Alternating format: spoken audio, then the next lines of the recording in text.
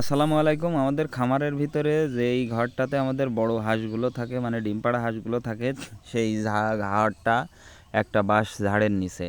তো বাঁশ ঝাড়ের নিচে থাকার কারণে অনেক দিন রোদ এবং গরমের জন্য হঠাৎ করে একটু বৃষ্টি হয়েছে। বৃষ্টির ফলে আমাদের এই বাঁশ ঝাড়ের কয়েকটা বাঁশের কুঞ্চি বা বাঁশ আমাদের ঘরের ওপর হেলে পড়েছে। এর ফলে দেখা যাচ্ছে যে কিছুদিন আগে বাঁশের পাতা পড়েছে অতিরিক্ত, পড়ে গতকালকের বৃষ্টিতে আমাদের যে ঘরের ভিতরে হাঁস থাকে সেইখানে পানি টিনের ওপর দিয়ে না আসতে পেরে উল্টা দিক দিয়ে ভিতরে ঢুকছে। এই জন্যই আর কি আমরা আজকে আমাদের যেই ঘরের চালায় উঠে এই কুঞ্চিগুলো কেটে দেব এবং যেই পাতাগুলো পড়ে আছে সেগুলো পরিষ্কার করে ঘরের পাশ থেকে সাইডে সরিয়ে দেবো। আরও একটা কাজ আছে, সেটা হচ্ছে আমাদের এই টিন, সিমেন্টের টিন দেওয়া একটা চালা, সেই চালাটা অনেক দিন আগেই একটা তাল পড়ে ভেঙে গেছে, সেইখানটাতে আমরা নতুন করে একটা টিন জুড়ে দেব। তো এই উদ্দেশ্যেই আসলে আমাদের এই টিনের উপরে ওঠা। আর এই টিনের উপরে ওঠার জন্য আমি আর রাসেল দুইজন মিলে উঠেছিলাম। আসলে আমি একটু ভারী মানুষ, রাসেল পাতলা, এই জন্যই রাসেলকে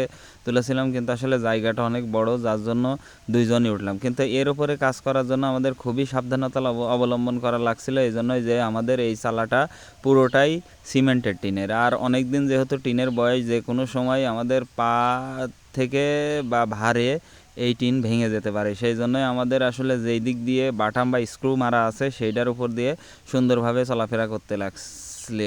আর সব থেকে বড় ব্যাপার হচ্ছে যে এই বাঁশগুলো এমনভাবে হেলে আছে যে জোরে যদি বাতাস হয় সেই ক্ষেত্রে আমাদের এই টিনগুলো ভেঙে যেতে পারে বাতাসের কারণে।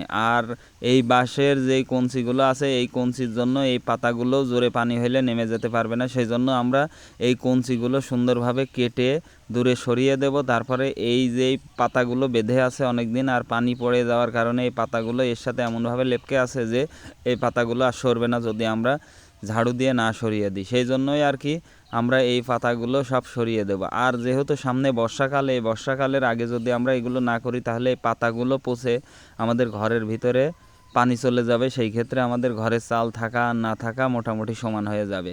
আর এখন যেহেতু অনেকটাই রোদ আছে, আর এই রোদের ভিতরে পরিষ্কার করে দিয়ে যদি নতুন করে বৃষ্টি হয় সেই ক্ষেত্রে হালকা পাতলা কিছু ময়লা থাকলে সেগুলো পরিষ্কার হয়ে যাবে। তো সুন্দরভাবে আমরা আসলে আমাদের চালাগুলো পরিষ্কার দেওয়ার পরে আমরা আমাদের যেই টিনটা ভাঙা আছে সেইখানে একটা ঢেউ টিন দিয়ে পুডিং করে দেব, যাতে সরাসরি পানিটা সেইখানে না পড়ে, এইটার উপর দিয়ে পানিটা নিচে পড়ে যায় আর আমাদের ঘরের ভিতরে যেন পানি না যায়। তো আমাদের কাজকর্ম শেষ করার পরে আমরা আসলে খুব সাবধানতার সাথে এই টিনের উপর থেকে নেমে আসলাম। টিনের উপর থেকে নেমে আসার পরে আমাদের আরও একটা কাজ আছে, যে আমরা উপর থেকে যে পাতাগুলো ফেললাম সেগুলো আমাদের ঘরের পাশেই আছে। তাতে দেখা যাচ্ছে যে যদি পানি হয় এই ওপরের পানিগুলো দেখা যাচ্ছে আমাদের ঘরের ভিতরে আবার গড়ে পড়তে পারে। তো সেই জন্য এই পাতাগুলো পরিষ্কার করে দিয়ে আমরা আমাদের কাজ শেষ করলাম। তো সবাই আমাদের জন্য দোয়া করবেন। আসসালামু আলাইকুম রহমতুল্লাহি ওয়া বারাকাতুহু।